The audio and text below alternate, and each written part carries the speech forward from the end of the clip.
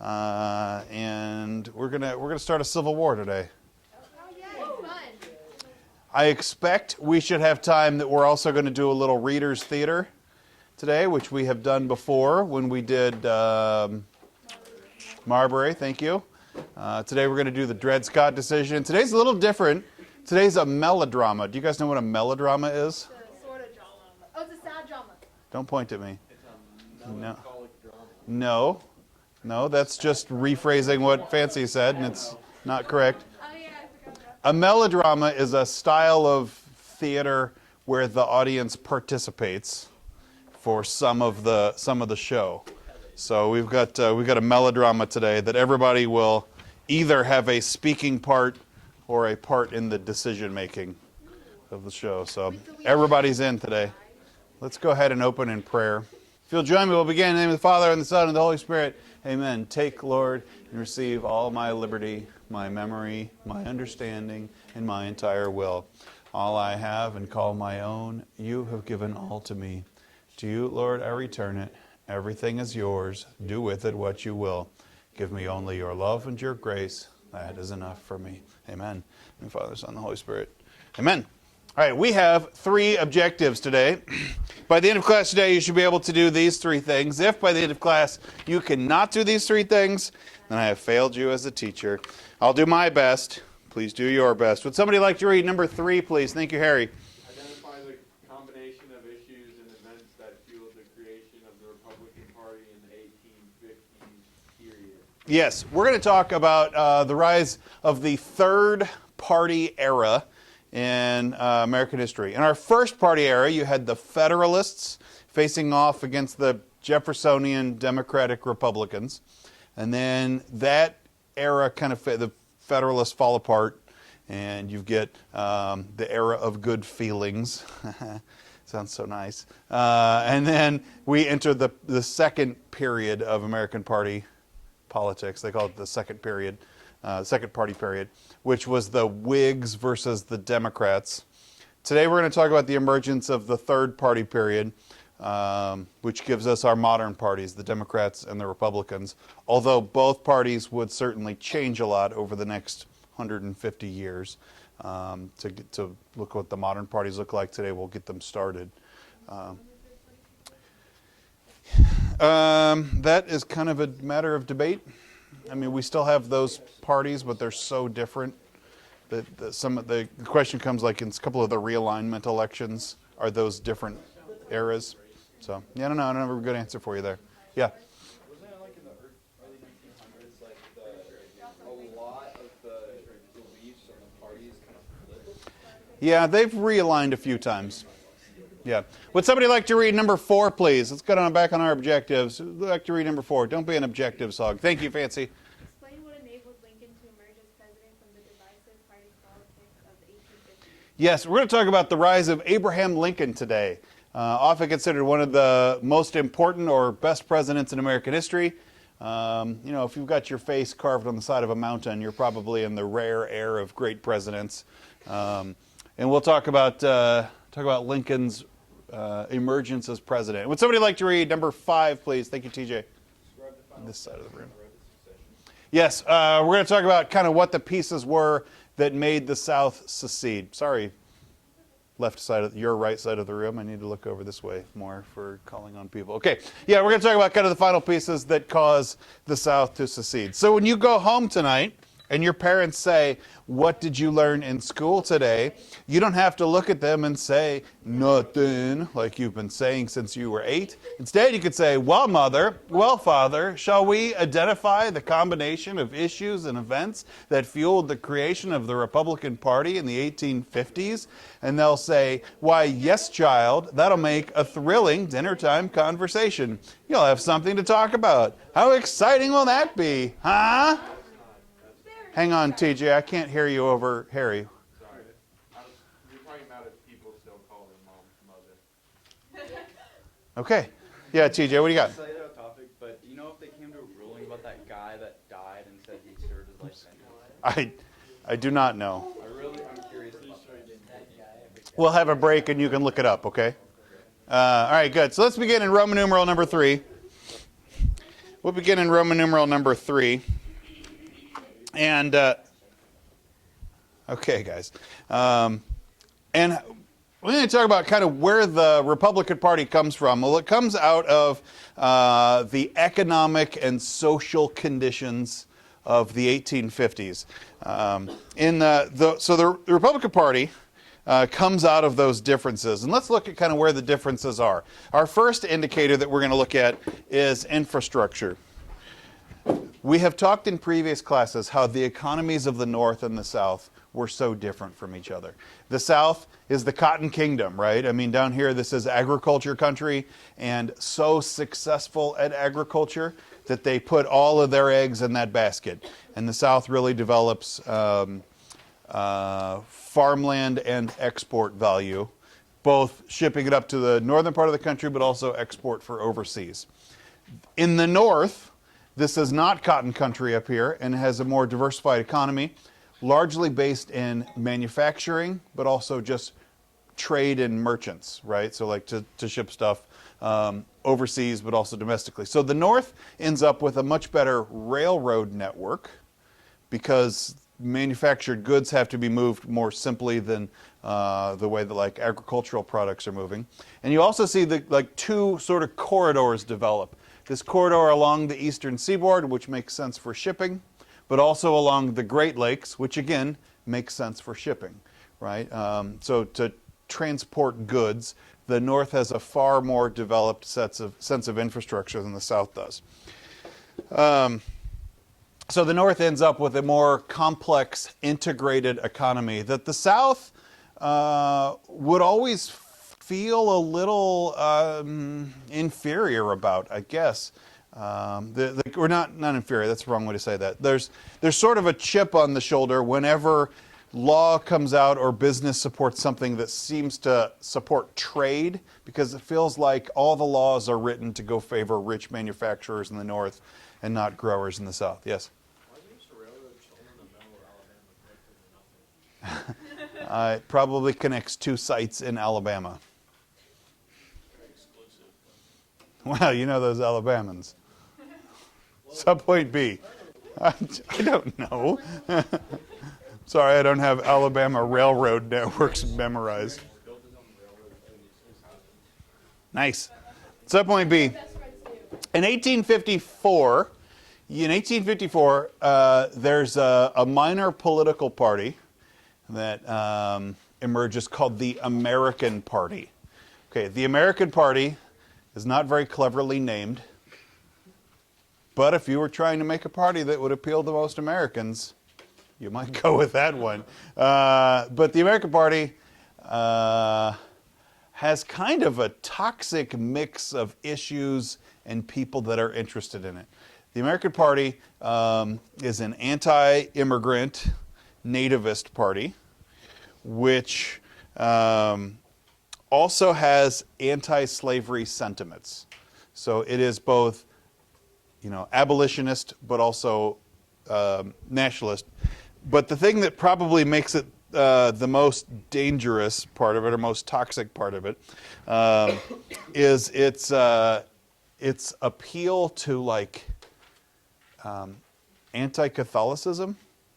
I went to a Catholic school. I see you. You can hang on. I went to a Catholic school, and I always wondered whenever these questions came up, was this just like a Catholic school, like driving home the point of Catholicism? And I don't think that's true. I mean, our textbook we use, Dr. Foner, I don't think he's Catholic. It's just a secular textbook that we use. So when we talk about the anti-Catholicism, it isn't just to that you have the proper chip on your proper shoulder as a Catholic school student. But anti-Catholicism and Catholicism, you'll remember, had sort of an other quality to it. It didn't seem like an authentic American belief set. I mean, it almost seems like, report to a pope, everybody has to go do what the pope says, and he's like a dictator king that nobody elects, and it just doesn't feel very American. Whereas the idea of Protestant private interpretation just feels more American. It feels more democratic, like the power is in the hands of the people. So Catholicism, anti-Catholicism tied up in the American Party. The American Party had a far more enduring nickname that we remember it mostly for today, called the Know Nothing Party. The Know Nothing Party gets its nickname because it started out as a secret organization, like a secret private club. And if somebody would say, "Hey, can you tell me about that group you're meeting with?" And the person would say, "Well, I know nothing about this group." And so there was a Know Nothing Party. It wasn't that they were trying to be like ignorant, it's they were trying to deny its very existence. The Know Nothing Party. Okay, subpoint C. The Know Nothing Party is not politically successful. The American Party doesn't like come out and make a huge splash in terms of like winning elections, but it does what a lot of minor parties do, and it affects the debate. It changes what people talk about, and that's kind of the main electoral role of a minor party. It's not necessarily like libertarians are probably never going to win an election, but libertarians bring a voice to the debate that nobody else brings, right? So the Know Nothings, the American Party, probably knows that they're not going to win an election, but they can affect the debate on questions of slavery, on immigration, on prohibition. Yes, Harry. I have two questions. Okay. The first one's like, since most of the people in America were like first or second generation immigrants, why did we hate immigrants so much? Or like, why did we have? I don't think okay, so I don't have statistics in front of me, and I'm just doing what's my interpretation. I could be wrong. I will stand to correction. But I don't think there's ever a time in American history where most people are first or second generation. I don't think that's ever a time. Except Roanoke, right? And that doesn't last very long. So I think almost like immediately after the moment of colonization, people are pretty much lifers. So I don't think there's ever a time where the majority is a first or second generation immigrant. So sorry, that doesn't really answer your question. What's your second question?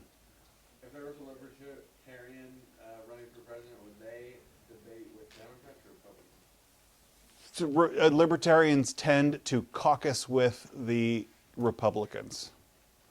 That may be changing. It's a question of political science. Americans tend to be more libertarian than they ever have been in a lot of ways. So who knows? Yes, Richard? Is first generation like the person that moved over? Yes. Good. So the American Party isn't politically viable, but they do end up affecting how the debate goes down. The Republican Party kind of is the more viable version of it because they just appeal to a broader tent. The Republican Party was made up of anti-slavery Democrats, people who had been Democrats but didn't trust the party's direction on slavery, and so basically look for a different answer.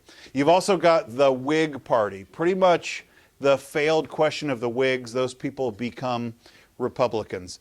The Whigs didn't have an answer for slavery, and the Republican Party doesn't really, in its early days, have an answer for slavery either, except that Republicans don't want to see the expansion of slavery. It's unclear if they're going to call for its end or not, at least in the early days.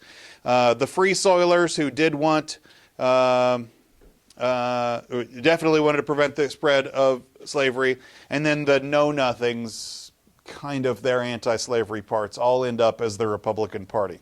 And it emerged as the major alternative to the Democrats in the North. Now, this sounds like the Republican Party is going to be an abolitionist party. It was not, at least in its early days. I think the closest we could say is they didn't want to see slavery expand. They're more like free soilers than abolitionists.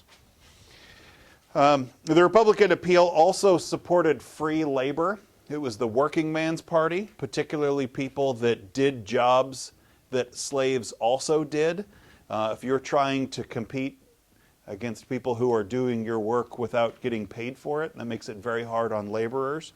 So a lot of Republicans in the early days weren't necessarily like, don't know, they're just like working folks that feel like they're having a hard time getting work because they're competing against slave labor. Republicans as a whole weren't abolitionists, though. Subpoint D. Both pro-slavery and anti-slavery groups set up governments in Kansas in 1854 and 1855. Kansans, man, we have such like an inferiority complex about our state. We always think like, oh, Kansas sucks, nothing ever happens here, it's so boring, blah, blah, blah. Kansas is awesome, but I don't think I understood it until I was older. Kansas is great. So in 1854 and 1855, both pro-slavery and anti-slavery people set up governments in Kansas. And try to like, I mean, the Kansas-Nebraska Act, you're going to omit these, and like, is Kansas going to come into the Union as a state? And if it is going to come into the state, come into the Union as a state, is it going to come in as a free or a slave state? And because you have people like Stephen Douglas arguing for popular sovereignty to just let the people there decide, there's like this huge immigration boom to go into the territories to go get it established either way. And so you see like brand new cities emerge about that. So Lawrence, Kansas, gets its name Lawrence because of a person in Massachusetts whose last name was Lawrence funded a free soil expedition basically to go set up the city of Lawrence to make it a free state. That's why the main drag in Lawrence is Massachusetts Street. They did. So you get like Atchison. You get Atchison, right, where St. Benedict's Abbey is in Benedictine College, was named after David Atchison, who lived across the river in Missouri, but moved the river and brought his slaves with him to go set up that he did not move the river. He moved across the river. Sorry, I missed a preposition, across? Okay, moved across the river to go set up as a slave state in Kansas. So you've got a lot of these little pockets. The little town of Lecompton, Kansas, was seen as like the slave headquarters, the slave state headquarters, not the headquarters of slaves, but like the slave state headquarters. That's, I'm gonna watch my grammar here. So anyway, like Kansas is an emerging territory on this, right? That and there's like pockets of slave and free set around the state. But it's not just in Kansas, it's also nationwide that this is as a challenge. So in 1854 and 1855, there are elections to try to determine the future of Kansas. And there's hundreds of pro-slavery Missourians sneaking across the border to go vote fraudulently in Kansas elections. If there's ever a wall that should be built, it's to keep Missourians out of the state. That's what I think. Anyway, Republican, let's see, no, where are we at? The pro-slavery side won the election, and President Franklin Pierce in 1855, President Franklin Pierce supported the pro-slavery legislature. So he's like, Kansas is going to come into the Union. They're like, all right, so how are we going to... Kansas is going to come into the Union. Franklin Pierce says there was an election. The pro-slavery side won. Franklin Pierce himself is pro-slavery, so he's like, let's do it, guys. Let's go get this set up as a slave territory. The territorial governor of Kansas says, no, that was a fraudulent election, and refused to certify the election. Like he says, the votes don't count. Like this isn't a legitimate election. We got to go do this thing again. And Franklin Pierce says, no, you had an election and there are results and you are the governor, certify this election. And when they didn't, he fired him. So fired the Kansas governor who refused to ratify those votes. Anti-slavery oppositions set up positions around the state and ended up in sporadic civil war that over the few years ended up with around 200 dead. The most famous raid was led by William Quantrill and his group of domestic terrorists known as bushwhackers, who kidnapped escaped slaves and then turned them in for rewards. That's how they made their money. Quantrill raided the city of Lawrence, Kansas by burning buildings down, and raiding homes, killing 183 people in his riots on Kansas. There's a building on Mass Street. It's a hotel. It's the Eldridge Hotel that survived the Quantrill's raid. It's now a hoity-toity hotel, but it was... no, it's the one up on Mass Street, kind of the old one in downtown. The Orient's fairly new. Yeah. Yeah, it's cool. I used to work at the Eldridge. It's really pretty. So, see, bleeding Kansas was the idea that Kansas was bleeding over the question of slavery, that people were dying over it. And it discredited Stephen Douglas's policy of leaving slavery up to popular sovereignty. This aided the Republicans. Stephen Douglas is a Democrat, and it's like his best and loudest idea was turning up with a minor civil war breaking out in Kansas. The United States Congress even had its own theater of conflict when a senator from Massachusetts, a United States senator from Massachusetts, was walking through the halls of Congress, and a South Carolina representative, so a U.S. representative from South Carolina, different chamber, different ends of the country, a guy named Preston Brooks, who was a congressman from South Carolina, assaulted Sumner and beat the snot out of him with his cane. He tried to kill him, basically tried to go kill him in the halls of Congress. He broke his cane doing it. It was a bad deal. Slavery supporters, don't worry, I mean, maybe worry. Slavery supporters sent Preston Brooks new canes. He just kept getting them in the mail. So it's like, I'm sorry that your cane broke on the back of that awful Massachusetts. Here's a new cane, and if you see him, hit him again. The election of 1856 demonstrated that the parties were reorienting themselves among sectional lines, with Democrats tending to be in the South and not Democrats being in the North. In 1856, we go to election, and we face off with John C. Fremont of the Republican Party. We have met Fremont before. Where have we met Fremont, Harry? I don't know when we met Fremont before. Okay, when did we meet John C. Fremont? We met him last class. What? Can you be more specific? You fought in a war. Yes, Jimmy? The Bear Flag Republic. He was the leader of the Bear Flag Rebellion that established the California Republic. Good.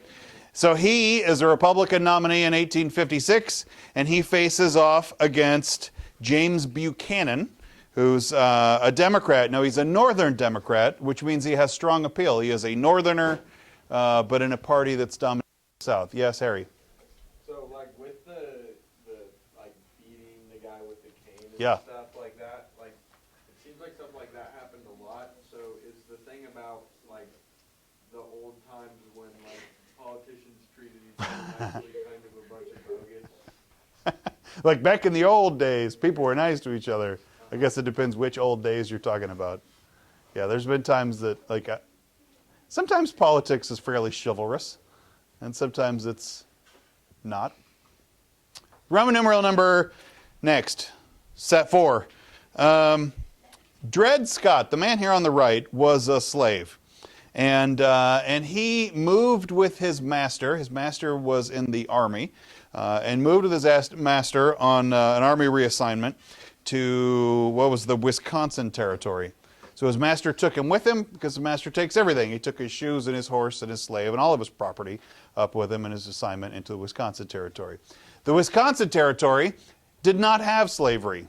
And so Dred Scott lived as a slave in free territory. His master then was moved again back down to Missouri, which did have slaves. And in that moving, Dred Scott sued for his freedom, saying that that time that he spent living in a free state brought his freedom. He didn't even have to escape there. He was just taken. Dred Scott sues, federal court makes it all the way up to the United States Supreme Court. And there faces Roger Taney. Now, we have met Roger Taney before. I'm not going to ask you where. But you remember he's a person I described as looking like he's melting. right? Roger Taney. Okay. He is the Chief Justice of the Supreme Court. The Chief Justice is the highest judicial voice in all of America. When the Chief Justice speaks, he is speaking for the entire judicial branch of government, and even speaking on the constitutionality of America.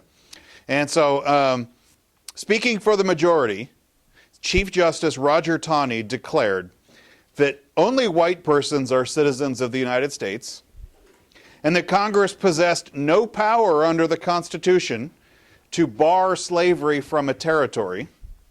And so even though Dred Scott was in a free territory, Congress doesn't have the power to free him, and he doesn't have the rights to his own freedom. So, sorry, Dred Scott, even though you were a slave in free land, you're still a slave. The Buchanan administration, so James Buchanan, the 15th president, the Buchanan administration tried to admit Kansas, meanwhile, as a slave state under its new constitution called the Lecompton Constitution, which declared Lecompton to be the new state capital. I'm going to put that up there. Okay. And Stephen Douglas is a Democrat, but Stephen Douglas actually united with Republicans to block Kansas's admittance. Now, this is a detail that I should know, but I don't. Why Stephen Douglas, who supported Kansas being a territory and probably a state, and is a Democrat, and believes in popular sovereignty, all of the signs appear like Kansas should become a slave state, and all of this seems like it's coming up Douglas. But he doesn't support the Buchanan administration, and it's unclear to me why. If I had to make a guess, it's probably because he thought that the elections were fraudulent, but I don't know. Yeah. I think that's the position, but I can't speak for him because I'm beyond my expertise here. So anyway, Stephen Douglas united with Republicans to block Kansas's admittance, but Southern Democrats felt like they couldn't trust Douglas. Douglas, who had been a national figure, now suddenly looks like the South can't trust him. Hey, you wanted popular sovereignty. They voted. Just because you didn't like the vote doesn't mean that it doesn't count. Popular sovereignty is going to do what it is, and so they should be admitted as a slave state. So Stephen Douglas loses his support in the South. Subpoint B. In 1858, Stephen Douglas was up for re-election. Douglas is a United States Senator from Illinois, and he's up for re-election against a surprisingly good challenger in 1858. And the challenger is Abraham Lincoln, who's not a big-time name. Abraham Lincoln was a little-known Illinois congressman. He'd served in the State House, like in Springfield, and he did one term in the U.S. Congress, but didn't run for re-election, which was not uncommon back then. People would run for one term and not again. Being a congressman was kind of awful, and Washington, D.C. was pretty awful. You're in a swamp in the pre-air conditioning days, before like DDT, people just got malaria and died, and it was a bad deal. Okay, so Washington does this, or Lincoln does this one term, but in 1858 he challenges Douglas for United States Senator. Yes, Harry? Wasn't there a time when people who worked in Congress got paid so little that they had different jobs? Was that still at this point, or was that way earlier? I don't know. It's still true at the state level. People who are in Congress have to have another side job to it. Yeah, no, it still would have been this, because you get even into the 50s, the 1950s, it's still kind of a pretty modest job. Yeah. Where are we at? Subpoint B, number 1. After serving in state legislature, went to Congress, Lincoln re-entered politics to oppose the Kansas-Nebraska Act. Lincoln was personally against slavery, and this is a position that Lincoln detractors today, people that don't like Lincoln, this is what they hang over his head, that he was personally opposed to slavery, but not enough to do anything about it. This is like when people want to talk about that Lincoln was weak. He didn't want to see slavery expand, but was certainly not an abolitionist, at least not at this point in his career. So he wanted to see that slavery doesn't expand to new areas. His speeches sounded like an abolitionist. He's got this moral authority when he gives speeches, but he does it because he's also an attorney. He does it from the point of view of like constitutionality and law and order. And so the Republican Party has this like tension in it between the radical Republicans who are like, slavery is evil, burn it all down. And then the conservative Republicans that are like, slavery might be evil, but let's not burn it all down. And so Lincoln kind of walks this line where he's using abolitionist rhetoric but tempered by law and order. And so in subpoint C, these two face off in what are the most famous political debates in American history, the Lincoln-Douglas debates. So Lincoln-Douglas debates were Senate debates in Illinois. These are not national, it's not a national phenomenon. It's a big deal in Illinois, and maybe even the neighbors will be watching this, but it's not like these guys are national figures. This is a U.S. Senate race.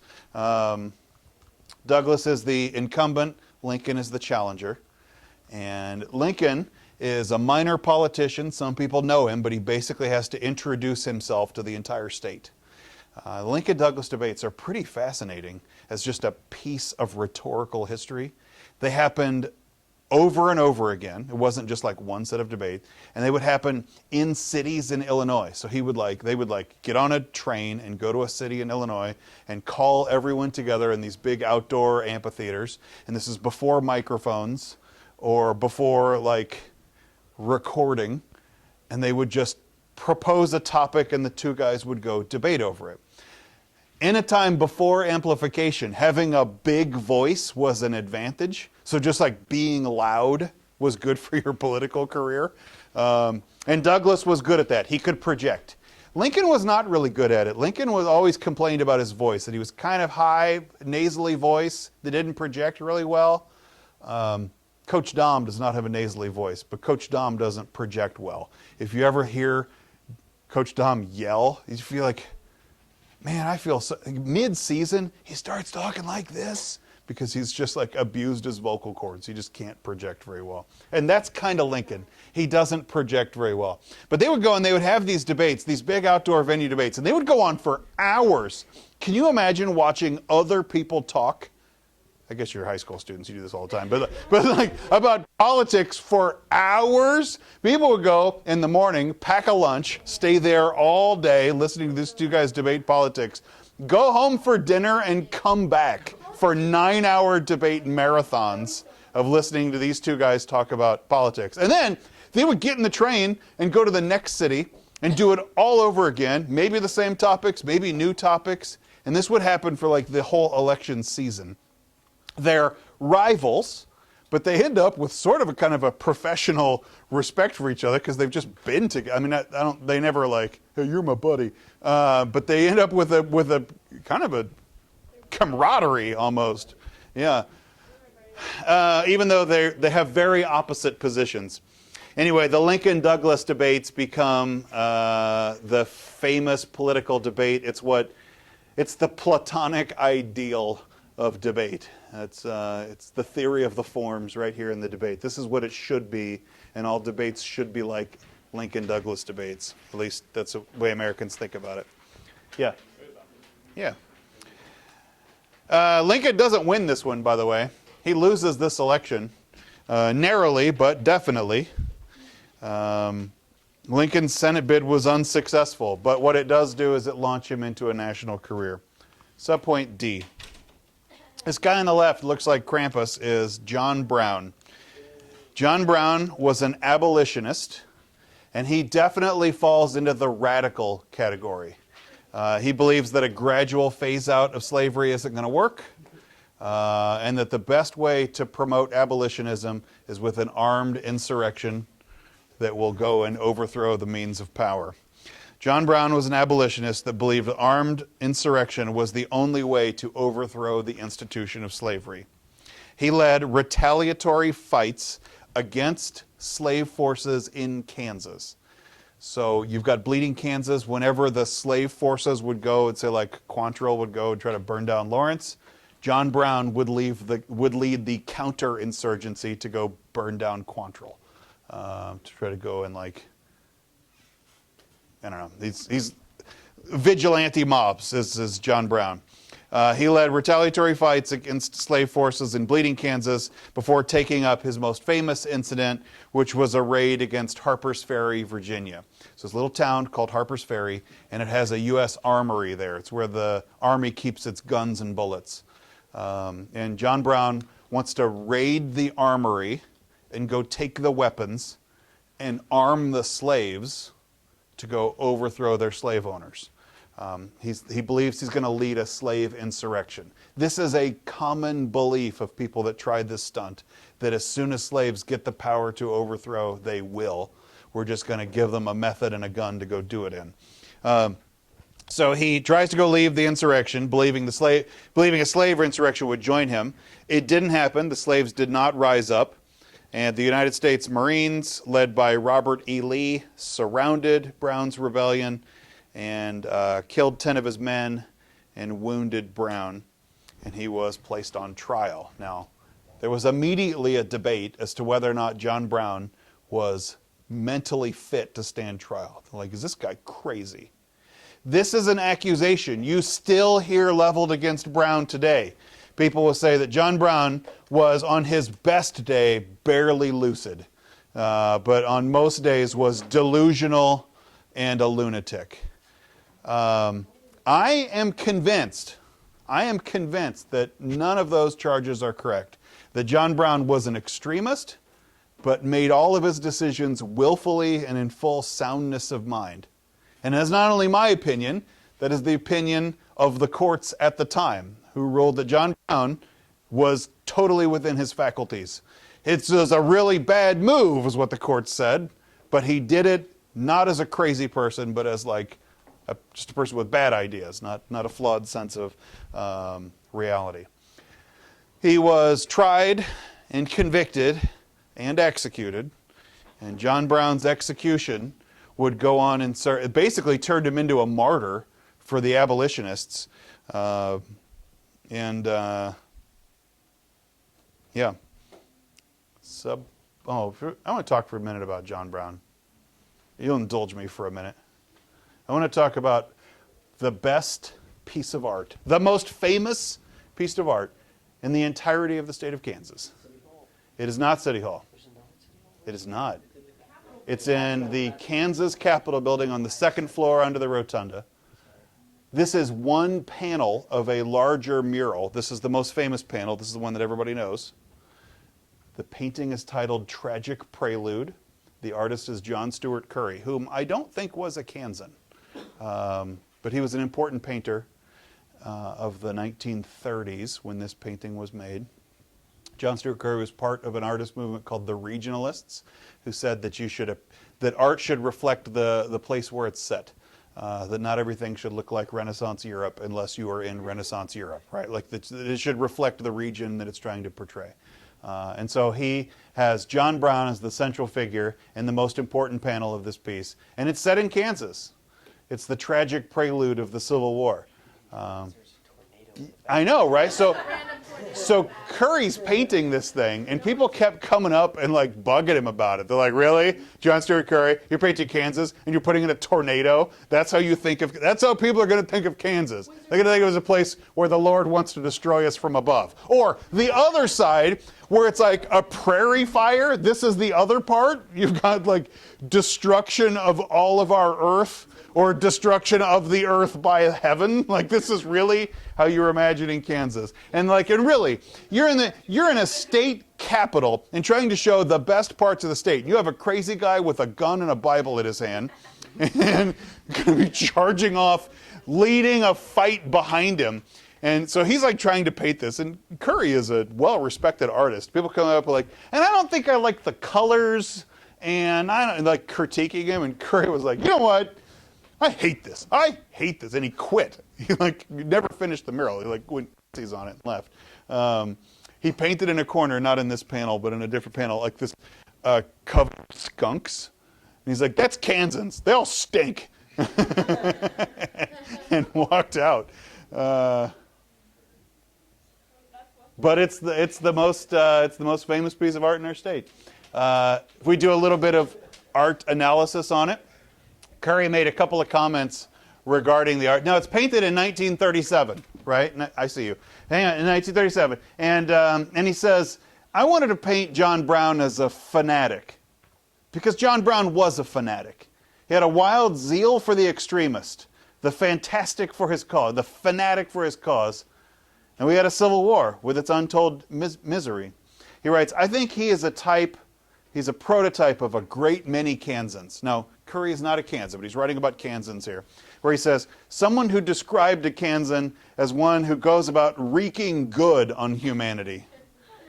He says this might be the kind of kernel of his conception, that John Brown is going to force his good vision on the future. As a sidebar, while we're talking about some art appreciation, he paints it starting in 1837. What's going on in the world in 1837? Great Depression. Okay. Great Depression, the footwork of World War II.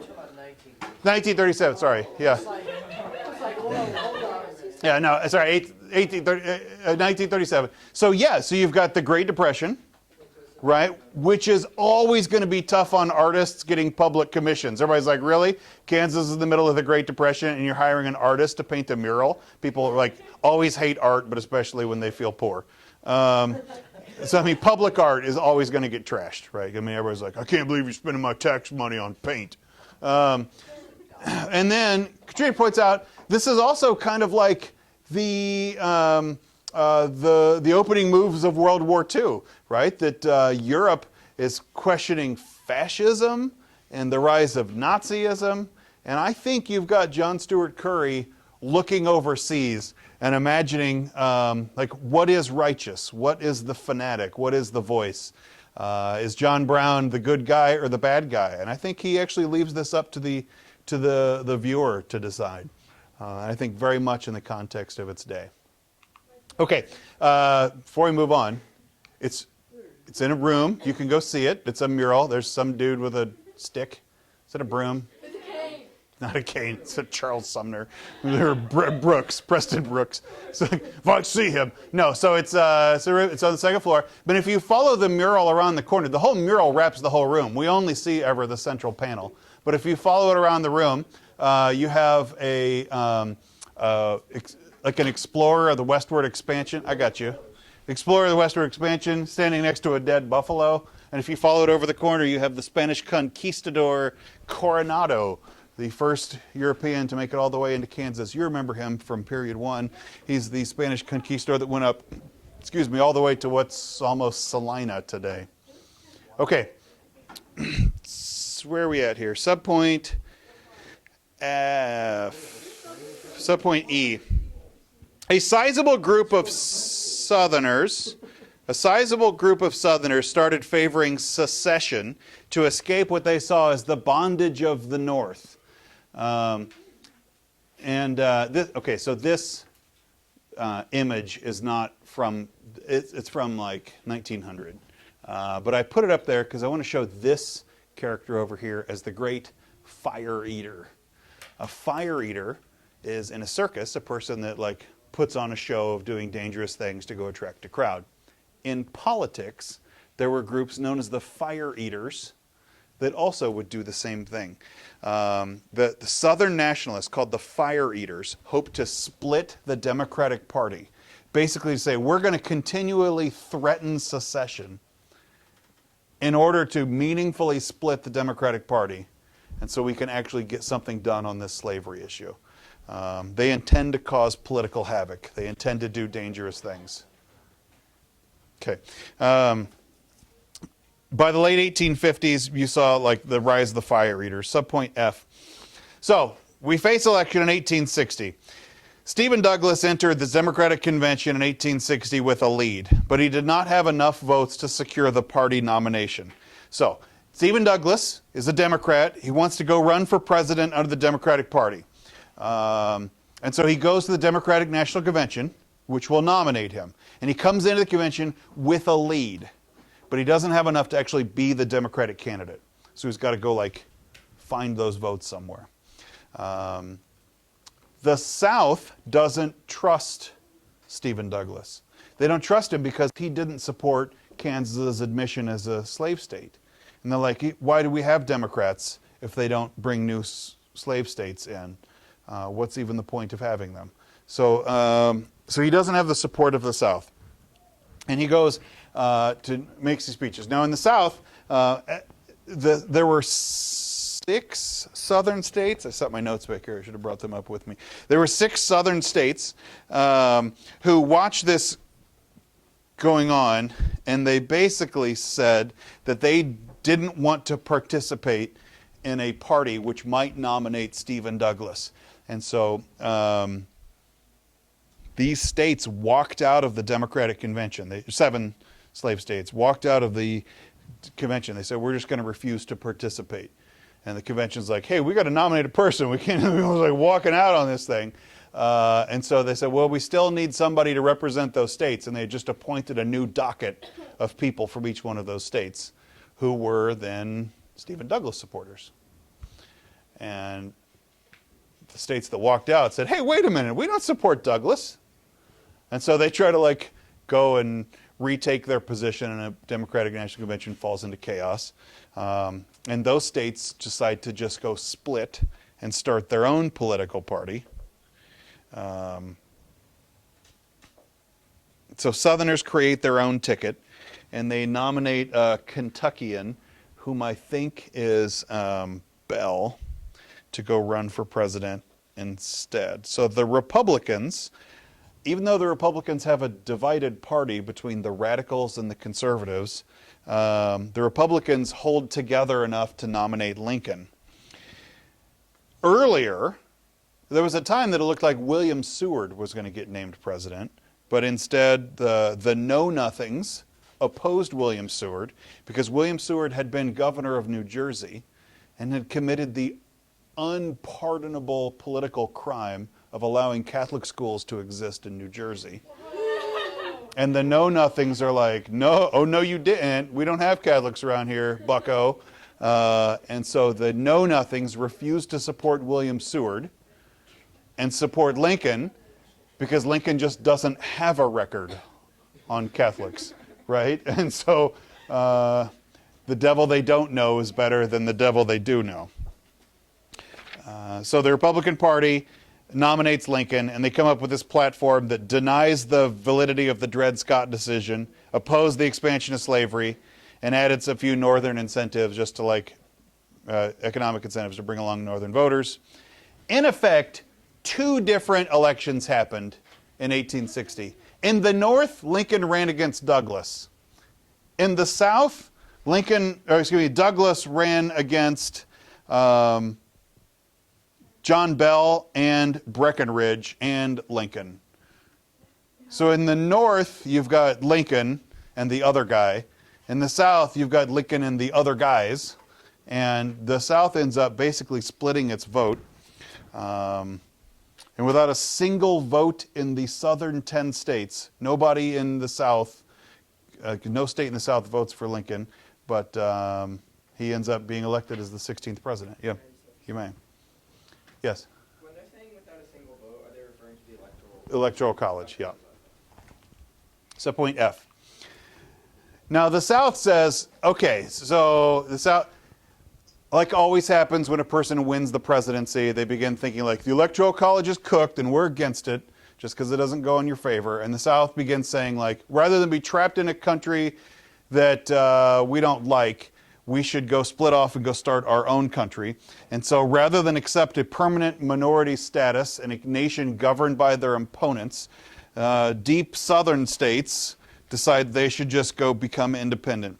And in the months that followed Lincoln's election, he's not actually president yet. He's been elected president, but it takes a few months. At the time, the president wasn't inaugurated until March, so you have like a half a year that the last guy's still in office. And so Lincoln's not actually in president yet. President Buchanan has to deal with these states begin seceding. The 7 states from South Carolina through Texas all secede at the same time rather than be trapped in a country with Lincoln as its head. President Buchanan said, no, you can't just secede. You can't just decide you don't like the president and quit. However, Buchanan said, I'm also powerless to make you stay, so I can't do anything about it.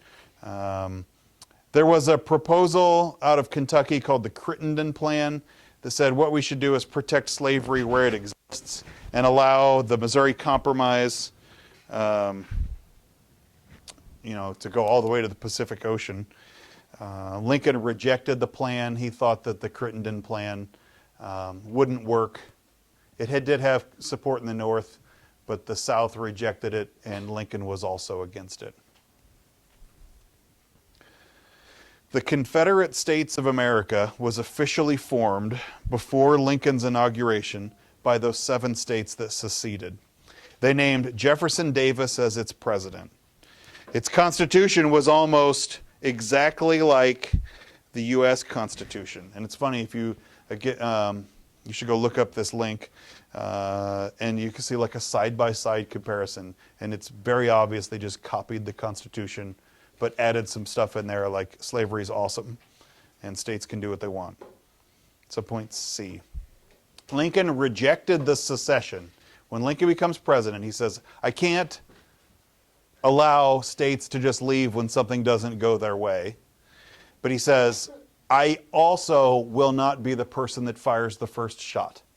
Like so many of the great presidents in American history, Lincoln decided to bait the other side into making the first shot.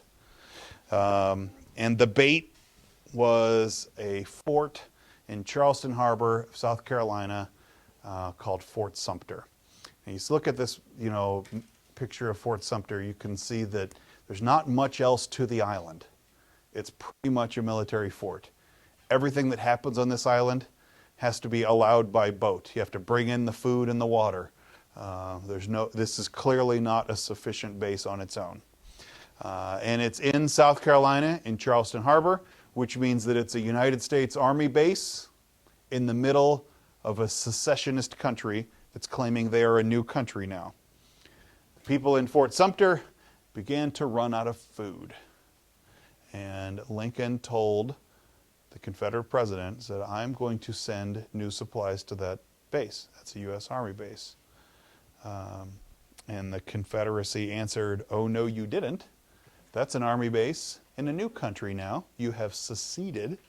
We have seceded, and that's our base, and you will not resupply it. And basically, Lincoln says, watch me. And the Confederates began the Civil War by firing the first shots onto Fort Sumter and Charleston Harbor of South Carolina. The Confederates began the war on April 12, 1861, and Lincoln sent in 75,000 troops to go suppress the insurrection. When he did that, 4 more states seceded, Arkansas, North Carolina, Tennessee, and Virginia. Rather than aid Lincoln in suppressing the rebellion, they would rather start their own country. Yes? Yeah, I'm so confused. Wait, so the Confederates said that was their base, Yes. but Lincoln also said that. So Lincoln resupplied it. So And then Lincoln would deny that the Confederacy is even legit. Said, you did not secede from America. You are still American. And we're going to go retake this base.